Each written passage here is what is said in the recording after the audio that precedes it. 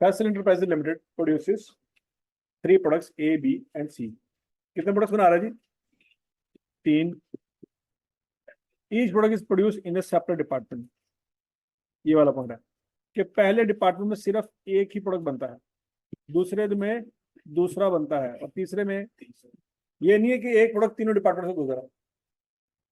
बात समझ लगी? इसका मतलब ये है कि पहले डिपार्टमेंट की जब आप एफर्ट्स निकालेंगे ना, तो डिपार्टमेंट वाइज भी है और प्रोडक्ट वाइज भी है। नहीं समझ आई? कल जो हमने सवाल देखा था, हमने पहले एफर्ट्स निकाले थे डिपार्टमेंट वाइज, उसने कहा नहीं प्रोडक्ट वाइज चाहिए, तो प्रोडक्ट वाइज हमने ज्यादा से उसको क्या किया था, रीडिस्ट्रीब्यूट कर दिया था। क्यों? क्योंकि एक प्रोडक्ट एक डिपार्टमेंट में नहीं बन रहा था, दोनों तीनों में बन रहा था। लेकिन यहाँ पे वो क्या कह रहा कि पहले डिपार्टमेंट में सिर्फ एक ही बनता है, दूसरे में दूसरा बनता है, तीसरे में पहला प्रोडक्ट तीनों में से नहीं गुजरता, दूसरा भी तीनों में से नहीं गुजरता। लॉजिक समझ आ रही है? तो जब आप बच्चों पहले डिपार्टमेंट का एफर्ट निकालेंगे तो वो डिपार्टमेंट वाइज भी होगा और वो प्रोडक्ट वाइज भी है, उसको रीडिस्ट्रीब्यूट करने की जरूरत नहीं है। Each product is produce in a separate department. There are 2 service departments, repair and maintenance and stores. Following is available for the month of February 2023। Okay जी।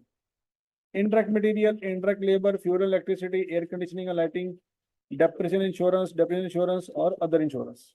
अच्छा, तो बच्चों उसने एलोकेशन करके दी हुई है, आपको की हुई है ना, लेकिन प्राइमरी ये पोर्शन आपने करनी है, वही घिसा पिटा काम जो पिछले 3-4 दिनों से करे आ रहे हैं। फिर उसके बाद इन दोनों को डिस्ट्रीब्यूट करना है बाकी डिपार्टमेंट में, तो सेकेंडरी पोर्शन हो जाएगी। जब सेकेंडरी पोर्शन में हो जाएगी तो फिर आपका जो एफर्ट्स निकल आएगा तो डिपार्टमेंट वाइज भी होगा और वो प्रोडक्ट वाइज भी होगा। लॉजिक समझ आ गई? उसने मांगा क्या है जी? उसने कहा allocate factory overhead to department, clearly displaying the basic allocation and determine the cost of production of each unit. ये आखिरी वाला काम जो है ना, इससे पहले हमने कभी नहीं किया, ये एक नया पॉइंट है। आखिर इसने क्या मांगा? Determine the cost of production of each unit. ये बात मैंने आपको यहाँ पे घिसे पीटे अंदाज में समझाने की कोशिश की थी। कहाँ पे की थी, कहाँ पे की थी? ये बच्चों जरा याद करो, शायद मैंने यहाँ पे समझाने की कोशिश की थी। याद करो, एक टेबल की मैंने कॉस्ट निकाल के समझाने की कोशिश की थी यार। तो कॉस्ट कैसे निकालेंगे? मटेरियल, लेबर और एफर्ट्स शामिल करेंगे तो क्या आ जाएगी? कॉस्ट। ये वैसे एग्जांपल के तौर पर मैंने समझाई है, लेकिन आई कैप ने सच्ची मुची मांग ली है। समझ आई है? आई कैप ने क्या कहा है कि determine the cost of production of each unit. तो कॉस्ट ऑफ प्रोडक्शन में क्या क्या चीजें शामिल करेंगे? अब डायरेक्ट मटेरियल भी आएगा, डायरेक्ट लेबर भी आएगा और एफओएच भी आएगा। तो एफओएच के लिए पहले रेट आना जरूरी है, और फिर उसके बाद अप्लाइड एफओएच निकालेंगे तो वो जमा होंगे, तो ये बात समझ आएगी। तो क्लियर है? तो बच्चों सबसे पहले तो पहला काम करें ना, कौन सा? एलोकेशन करें जरा, शाबाश।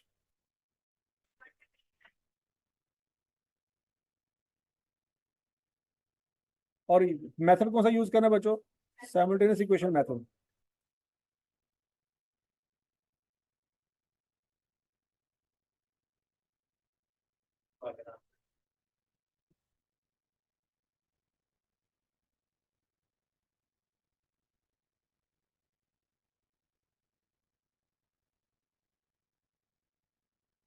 तो जो आसान आसान से काम है पहले वो तो करें।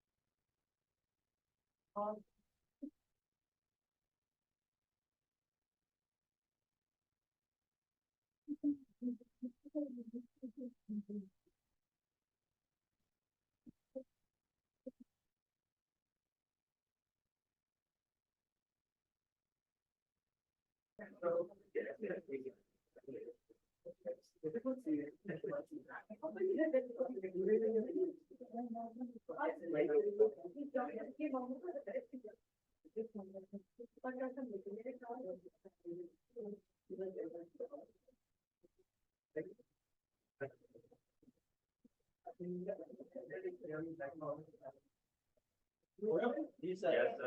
होता है?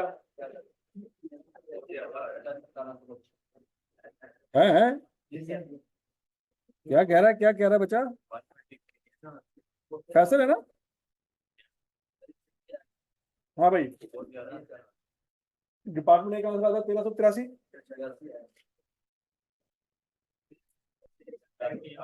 नहीं आ रहा। और डिपार्टमेंट बी का 1640, डिपार्टमेंट सी का 1732, ऐसे ही है। तो बोलो तो सही। Simultaneous equation, simultaneous equation x और वाई की वैल्यू क्या आती है? नहीं आई? ये तो आंसर आ गया। शाबाश, ठीक हो गया। अच्छा जी, अब बच्चों पार्ट ए सबको समझ आ गया?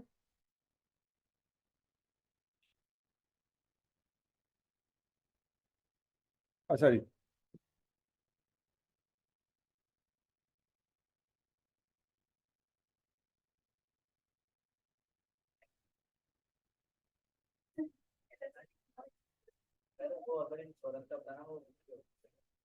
अदर इंश्योरेंस क्या है? क्या क्या क्या चवले मरी जा रहे हो, क्या क्या चवले मरी जा रहे हो? हाँ, पहले तो मुझे बताओ ना, ये फ्यूल इलेक्ट्रिसिटी किसकी बेस पे किया है? मशीन आर, मशीन आर की बेस पे। एयर कंडीशनिंग और लाइटिंग एरिया की बेस पे।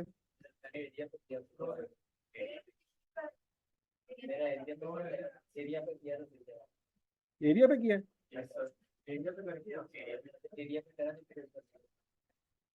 एरिया पे किया है? देख लो देख लो देख लो शायद।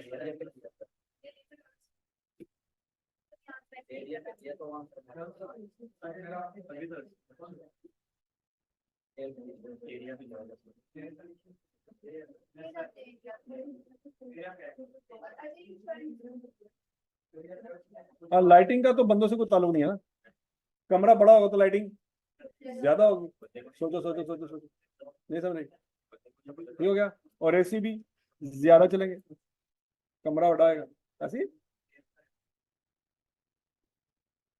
अच्छा, ये डेप्रिसिएशन इंश्योरेंस किसकी बेस पे? और बिल्डिंग की? तो बाकी इंश्योरेंस कौन सी है? ये इंश्योरेंस फिर किसकी होगी बच्चों?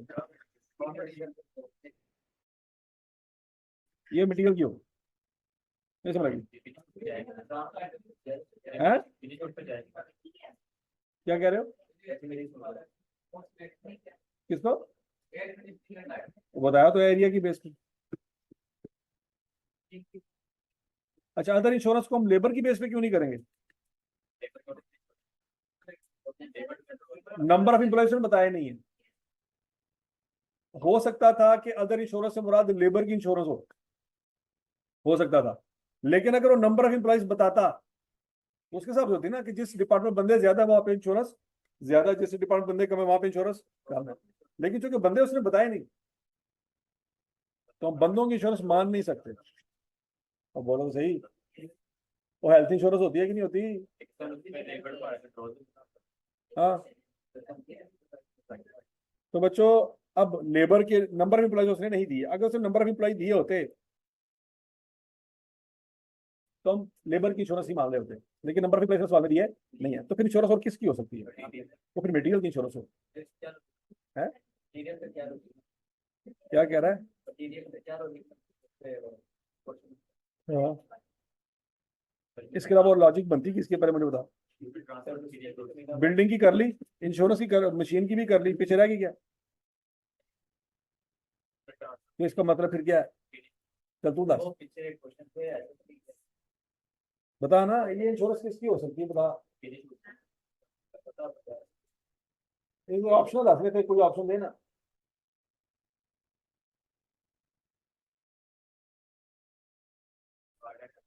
दे ऑप्शन है तो सामने में दस ना। चलो जी, अब मटेरियल देना ही है, क्या करिए? तू ऑप्शन दे, मैं तो पूछना है ना। कि अदर इंश्योरेंस जो है इनके अलावा और किसी तेरे पास ऑप्शन है डिवाइड करने की? चबला गया, चार ऑप्शन देती है, चारों से कोई एक ही होगी ना, कि पंजी हो सकती है? तो शायद पांच नहीं ना देती हूँ 10 की करिए, 10 में चारों में कोई एक चूज कर, फिर मैं तुम्हें जलील करा। ये चार ऑप्शन है तेरे पास, इन चारों में कुछ चूज करना। तो मैं दस ना, ए वाली इंश्योरेंस है, इस चार तरह से डिवाइड नहीं कर सकते, कोई है ही नहीं चीज सारे को। किस पे डिवाइड करें? एरिया पे कर सके तो एरिया बिल्डिंग आ नहीं गई, बिल्डिंग इंश्योरेंस आ नहीं गई। हम बिल्डिंग की 2 दफा इंश्योरेंस करावांगे, एक स्टेट लाइफ वाला करो, एक अस्करी वाला करो, 2 इंश्योरेंस कराएंगे। हाँ, सोच के चवल मार, सोच के है। तू बताना, अगर ये इंश्योरेंस बिल्डिंग की है तो फिर ये इंश्योरेंस किसकी है? हाँ, दे जवाब। हाँ, पता होना चाहिए ना कि भाई ये वाली किस पे डिवाइड कर दिया आपने? एरिया पे, तो ये वाली भी एरिया पे।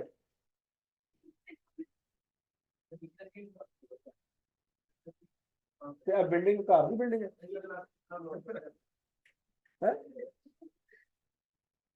अब मालिक ने कार की बिल्डिंग तेरी इंश्योरेंस कराई है, का दी इंश्योरेंस कराई है? और मशीन का दी है, हम साया की मशीन से इंश्योरेंस करा दी फट गए है। पता ना होएगा।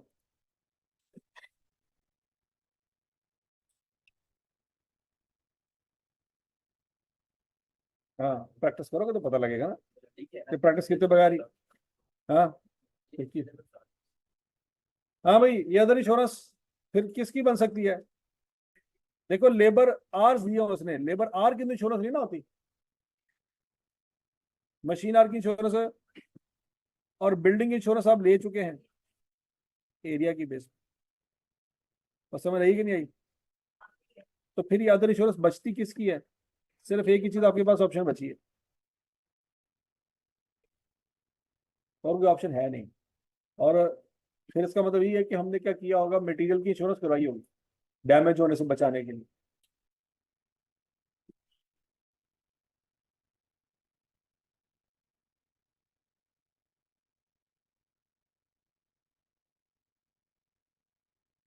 और समझ आई? अगला पॉइंट, अब यहाँ पे इक्विवेलेंट यूनिट्स आ गए बच्चों। Equivalent units in process, opening, closing, units transfer to finish goods.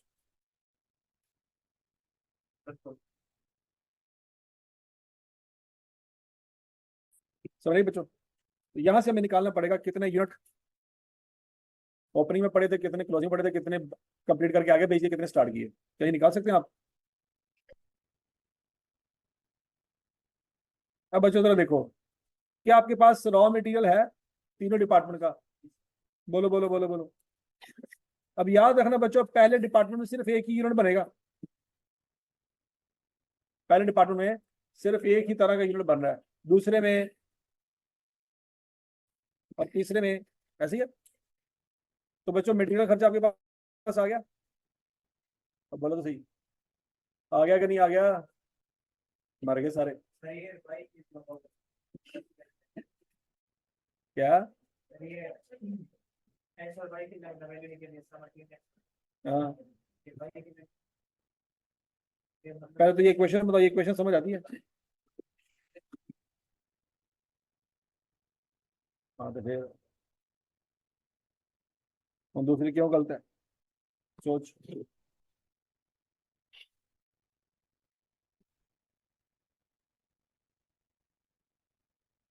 ये 10 है तो ये 20 है, अगर ऊपर 20 लिया तो नीचे क्या आना था? 10 आना था, तू की लिया तो फिर गलत की है। क्या चेंज है?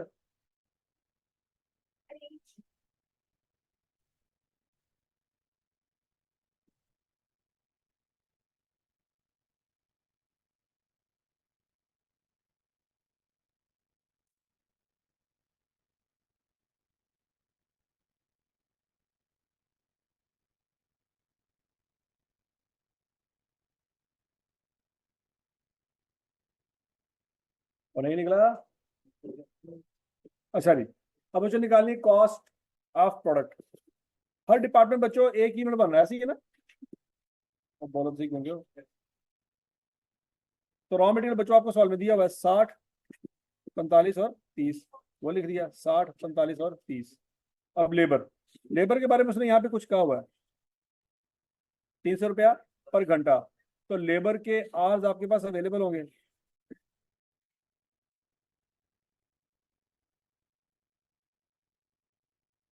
तो इनको मल्टीप्लाई करेंगे तो लेबर की कॉस्ट आ जाएगी। हाँ भाई, 300 को मल्टीप्लाई करें 2000 से, 6 लाख आ जाएगा। तो बोलो तो सही, क्या आ जाएगा? 6 लाख। लेकिन ये सारी ऊपर वाली वैल्यू जो है ना वो राउंड ऑफ हुई पड़ी 1000 में। इसमें 1000 में राउंड ऑफ हुई पड़ी है। तो बच्चे 6 लाख की जगह क्या लिखेंगे फिर? 600 लिखेंगे। नहीं समझ रही? और ठीक है, मतलब ये हकीकत में 60,000 नहीं है, ये 60 मिलियन है। मटेरियल क्या है? 60,000 नहीं है, ये 60 मिलियन है। और 600, 900, 1200 समझ आ गया? लो जी, मटेरियल भी हो गया और लेबर भी हो गया। अब आपको चाहिए क्या? एफओएच अप्लाइड चाहिए। ओके, अब एफओएच अप्लाइड के बारे में देखेंगे हम कि पहला डिपार्टमेंट किस बेसिस पे एलोकेट होगा। पहले डिपार्टमेंट का रेट कैसे निकालेंगे, कैसे निकालेंगे, कैसे निकालेंगे?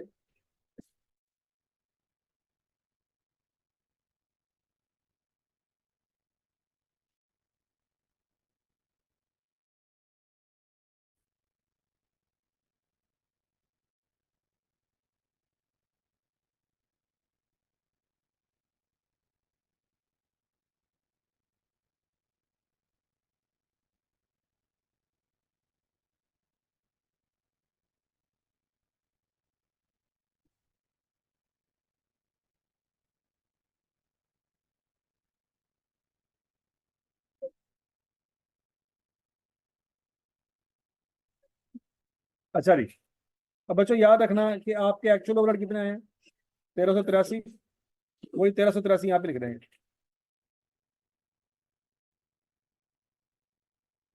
अब बात समझ लगी है? अच्छा, अब बच्चों यहाँ पे आप अप्लाइड ले नहीं सकते। क्यों नहीं ले सकते? अप्लाइड लेने के लिए आपके पास बजट अप्रोच होना जरूरी था और बजट बेस होना जरूरी थी। डिवाइड करते ओवरहेड अप्लाइड रेट आता, उसको फिर एक्चुअल बेस से मल्टीप्लाई करते, ऐसे ही है। बोलो तो सही। तो यहाँ पे जो आप एफओएच लेंगे वो कौन से लेंगे? एक्चुअल एफओएच लेंगे। क्यों बोला?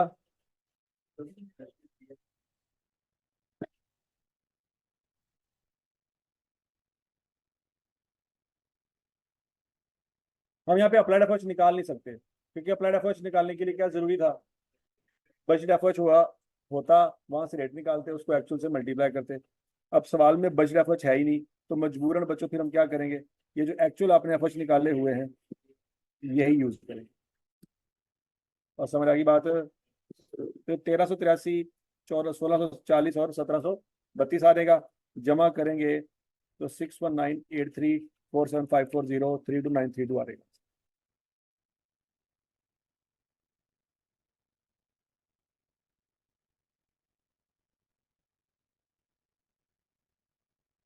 ठीक हो गया जी?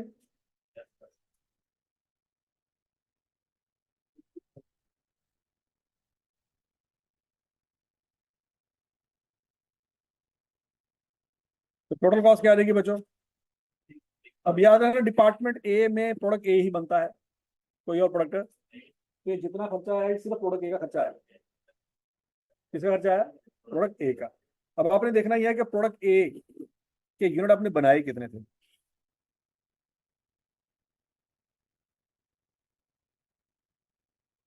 निकाले जरा, यहाँ से डाटा निकाले सारा।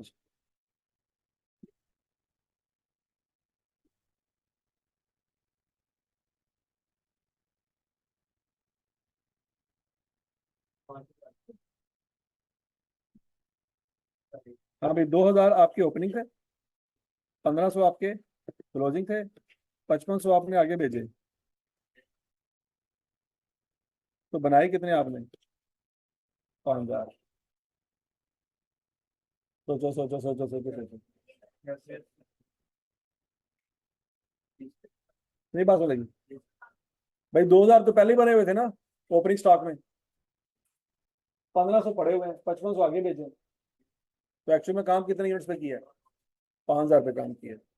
तो बच्चों आपने जो डिवाइड करना है ना इस खर्चे को, मतलब बेसिकली ये खर्चा 5,000 यूनिट पे आया है। कितने यूनिट्स पे आया है? 5,000 पे। अब आप ये नहीं कह सकते कि नहीं सर 5500 पे आया क्योंकि ये हमने बना के आगे भेजे हैं। इन 5500 में से 2,000 तो ओपनिंग वाले थे। 2,000 कौन से वाले थे? ओपनिंग वाले थे। तो फिर ताजा माल कितना हुआ? ताजा माल कितना हुआ? 3,500। 5500 के अंदर पता नहीं मैं की कहने। 2,000 तो ओपनिंग वाले थे ना, तो ताजा माल कितना हुआ? 3,500। लेकिन क्लोजिंग स्टॉक में भी तो पड़े हैं। कितने? तो फिर ताजा माल कितना है? 5,000। तो ताजा माल कितना है? और ये जो खर्चा है 61983, क्या इसमें पिछले महीने का खर्चा भी शामिल है? ये करंट महीने का खर्चा है।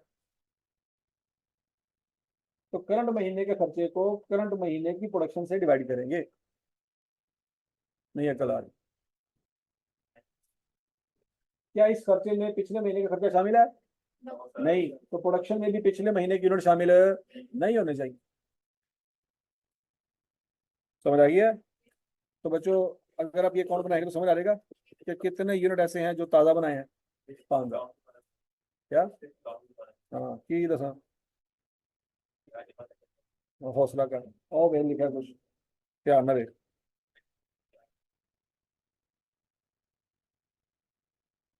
समझ आए नो? समझ आंदा नहीं? चलो शाबाश, एक दूसरे को पूछो। हाँ भाई। उन्हें 6,000 कितने जवाब दे देता है, वो तो तेरे को पूछने जैसे। सोल्यूशन ही तेरे को बोला। समझ आ रही? हाँ भाई। दूसरे डिपार्टमेंट में कितने यूनिट बनाए बच्चों? और गोंगिया कितने यूनिट बनाए? 6,000। तो मटेरियल कितना लगा? 45,000। लेबर 900। F H 1,640। टोटल खर्चा कितना आया? 47,540। डिवाइड किस पे करेंगे? 6,000 पे करेंगे। तो बच्चों पर यूनिट कॉस्ट आ जाएगी 7,923.33।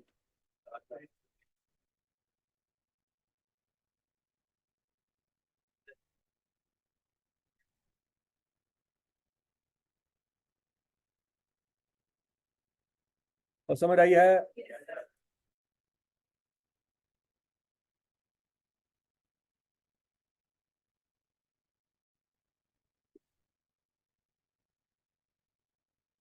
सी में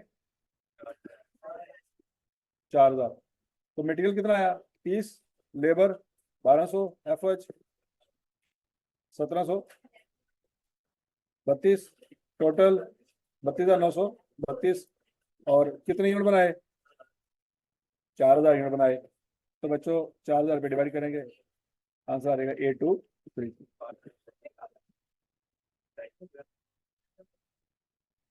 मौत द टाइम आ गया। फिर ये सबसे ज्यादा यूनिक सवाल था इस सेंस में कि यहाँ पे आई के अपने कहा था कि हर एक प्रोडक्ट की लदर कॉस्ट निकालनी। इससे पहले आई कब इस तरह का सवाल नहीं पूछा था।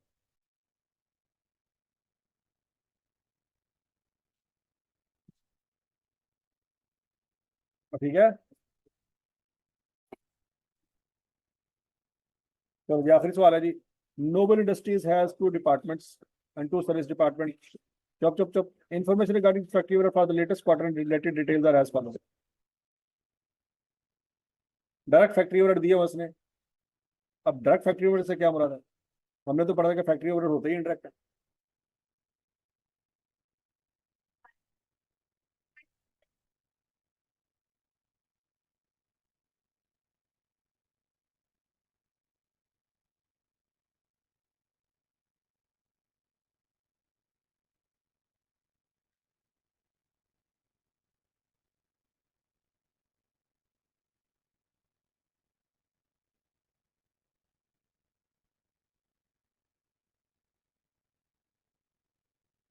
डायरेक्ट फैक्ट्री ओवर से क्या मुराद है?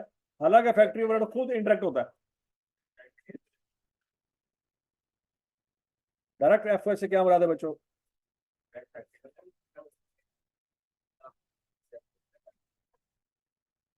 डायरेक्ट एफ से मुराद है एलोकेटेड या स्पेसिफिकली जो पता है आपको, जैसे इंडायरेक्ट मटेरियल और इंडायरेक्ट लेबर, कि जिस जिस डिपार्टमेंट जो जो बंदे जाके काम करे उनका तो आपको सीधा सीधा पता है। ठीक है जी। अब देखो नीचे उसने क्या लिखा है, in addition to direct overhead there were common overhead of production and service department which amounted to 53 million. तो ये डायरेक्ट ओवरहेड नहीं है, मतलब ये वो है जो डायरेक्टली ट्रेस नहीं हो सकता। ठीक है जी। तो ये 53 मिलियन है, इसको टोटे करेंगे, इन तीनों को जमा करें तो 240 मिलियन बनता है। क्या बनता है? ये 53 मिलियन को तोड़ना है।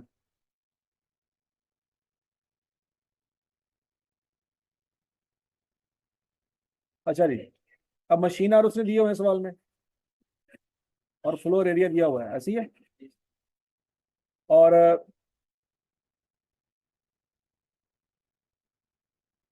अब इस 53 मिलियन को किस बेस पे तोड़ना है ये आपने देखना है। Compute effort rate for the production department based on machine hours using the repeated distribution method. अच्छा, ऊपर दो लाइनें पढ़ लेते हैं। Noble testing has two production department two service department information regarding the factory और for the last quarter and related detail are as follow. कोई information नहीं है। सोचो इस 53 मिलियन का क्या करें। ये 53 मिलियन 4 डिपार्टमेंट में डिवाइड होना है, किस बेस पे?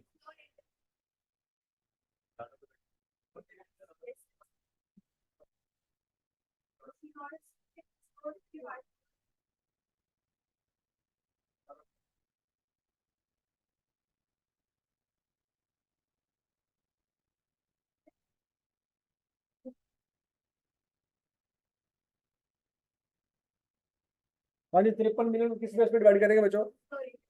फ्लोर एरिया पे। क्यों बोला? क्योंकि मशीन आर बाकी दो डिपार्टमेंट का है ही नहीं। 53 मिलियन का खर्चा चारों डिपार्टमेंट का है। कितने डिपार्टमेंट का है? चारों डिपार्टमेंट का। लेकिन मशीन आर चारों डिपार्टमेंट के अवेलेबल है। हम 53 मिलियन को मशीन आर पे कैसे डिवाइड कर सकते हैं? नहीं समझ रही भाई, ये चीज उस चीज पे डिवाइड होनी चाहिए जो चारों डिपार्टमेंट में मौजूद हो। मशीन आर चारों डिपार्टमेंट में मौजूद ही नहीं है, तो 53 मिलियन को मशीन आर पे डिवाइड कैसे करेंगे? लॉजिक समझ आ गया? तो दो ही तो उसने चीजें आपको दी हैं, एक मशीन आर है, दूसरा क्या है? तीसरी कोई चीज है ही नहीं। और कॉमन सेंस समझ आ रही है? बताया को सर कैसे पता लगा कि ये 53 मिलियन इंश्योरेंस थी बिल्डिंग की? इंश्योरेंस की गल की थी ना, नहीं ना की थी? तो फिर फ्लोर एरिया पे क्यों डिवाइड करें? अब आ गई ना? ठीक है जी। तो पहले बच्चे 53 मिलियन को तोड़ेंगे, चारों में जमा करेंगे, फिर डिपार्टमेंट एक्स और वाई का टोटल निकलेगा, और उस टोटल को इन बेसिस पे डिस्ट्रीब्यूट करेंगे एक्स और वाई। क्या सर अखा नवियां लवा, पुरानियां जेड़े ने गंदियां हो गई। चलो भाई जल्दी 7 नंबर पूरे करो, जल्दी करो। चलो चलो चलो चलो।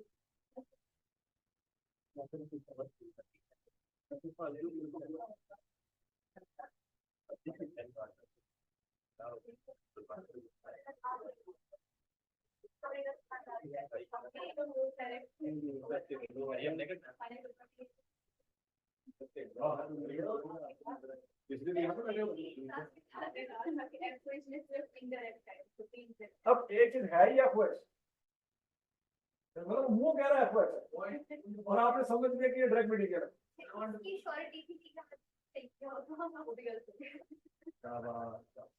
मतलब क्या उसका मतलब ये है कि ये डायरेक्ट मटेरियल है? तो मतलब ही डायरेक्ट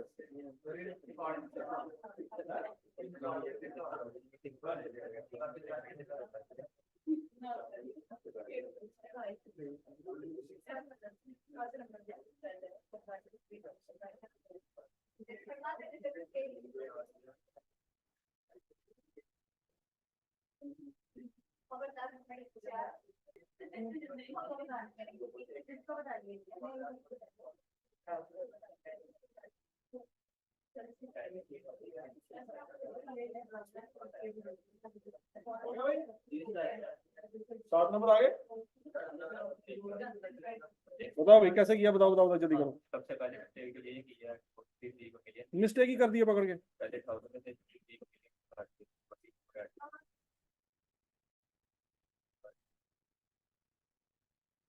उसके बाद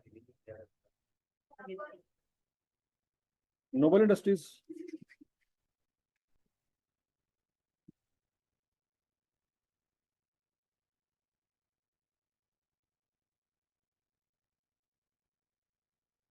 सॉरी,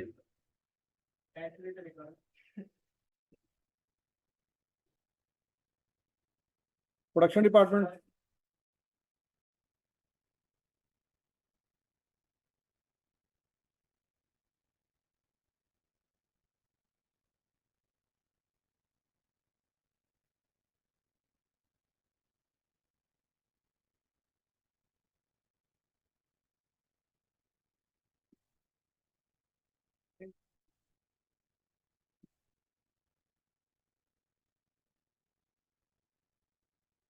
अच्छा, रुपीज इन थाउजेंड है।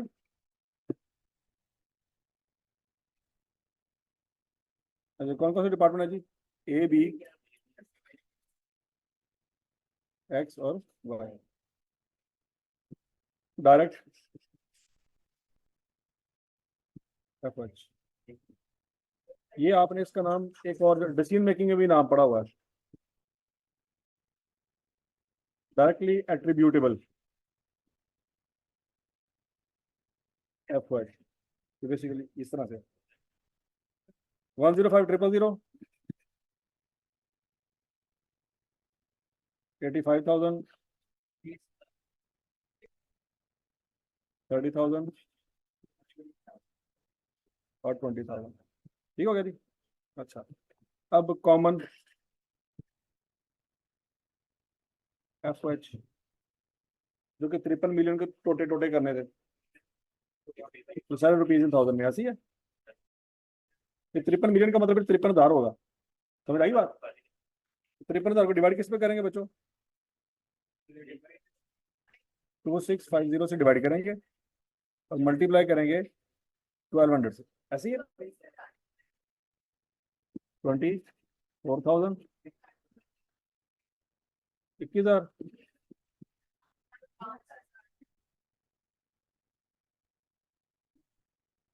ठीक है जी, ये आपकी होगी जी प्राइमरी अप्रोक्सीमेट होगी।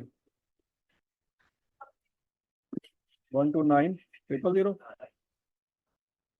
10।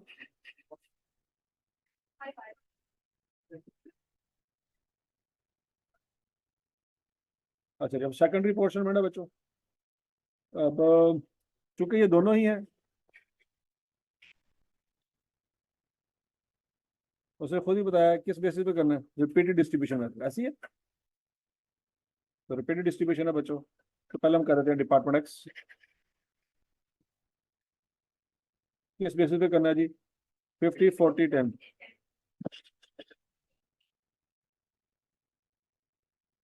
23,000 एक्स पे लेना ना, 50% लेंगे। नहीं, 17,500 नहीं आता।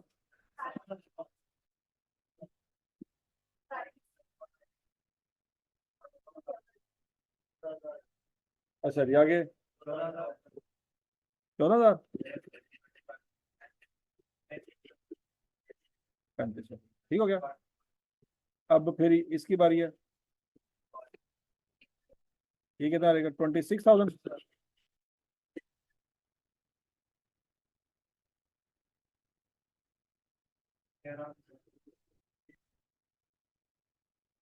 हाँ जी, क्या आ जाएगा जी?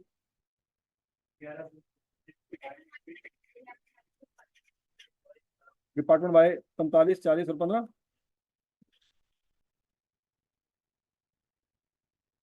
क्या आंसर आएगा? अच्छा, और यहाँ पे हाँ,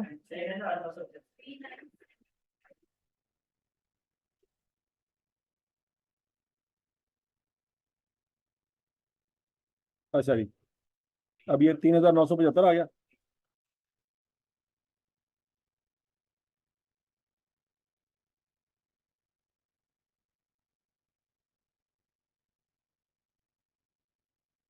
डिपार्टमेंट एक्स 50, 40 और 10। हाँ जी, क्या रहेगा? 3975। हाँ जी बताएं जी। 1988। इसका क्या आएगा? और इसका क्या?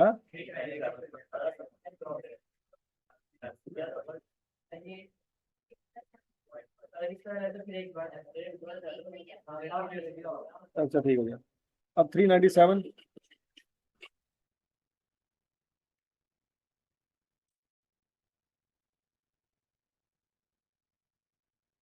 हाँ जी, 179, 159, 59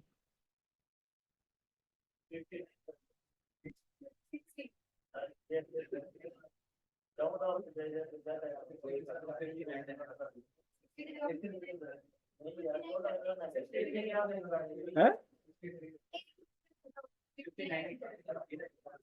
ठीक हो गया। अब बच्चे चूंकि ये 2 डिजिट रह गए,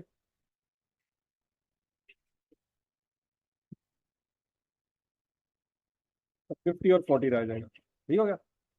हाँ जी, 59 का 50%, 50% ही रहना बेसिकली। 59 को डिवाइड करेंगे 90 पे, मल्टीप्लाई करेंगे 50 पे।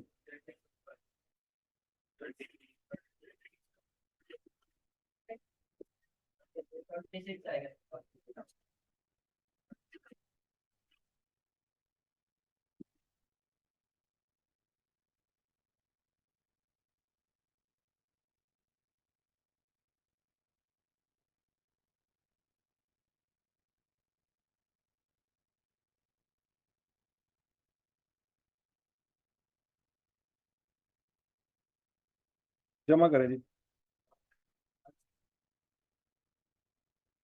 है 160 625। नेक्स्ट।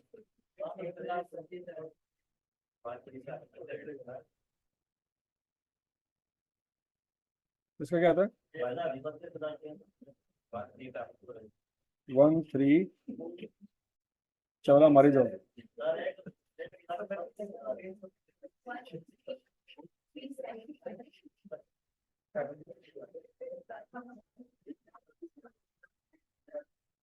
अच्छा जी,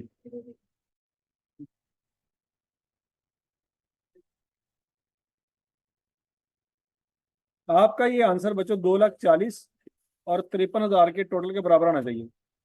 2,40,000 और 53,000 को जमा करें, आंसर क्या आता है?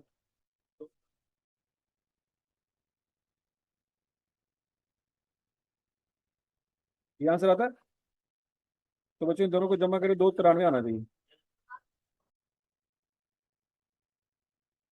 ठीक है ना? अगर 2,93 आता है तो इसका मतलब है आपका आंसर ठीक है, अगर नहीं आता तो गलत। समझ आ गई? कंप्यूटर फैक्ट्री वाला रेट, उसने रेट मांगा था, रेट तो आपने निकाला ही नहीं।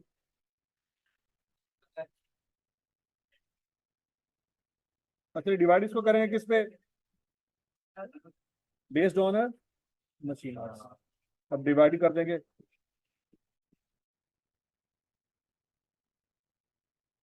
हाँ जी, कोई नहीं कह रहा।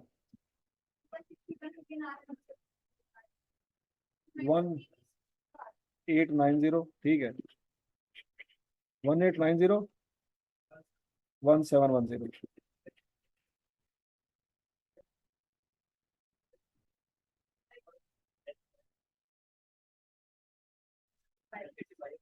85।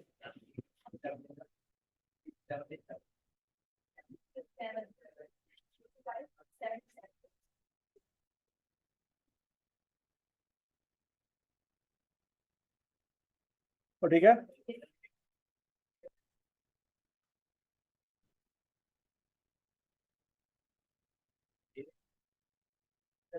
तो समझ आ गया जी। ये सवाल आया था स्प्रिंग 2024 में। बच्चों आपको सवाल अगर आया ना तो कम से कम 16 नंबर का आना है। 7 नंबर का नहीं आना। आपको अगर इस टाइम में सवाल आया तो इस तरह का सवाल आएगा जो ये है फैसल वाला, आपको फैसल इंटरप्राइज की तरह का सवाल आएगा और आएगा भी 16 नंबर का। तो कोई नहीं, अगली बारी आ ही जाएगा।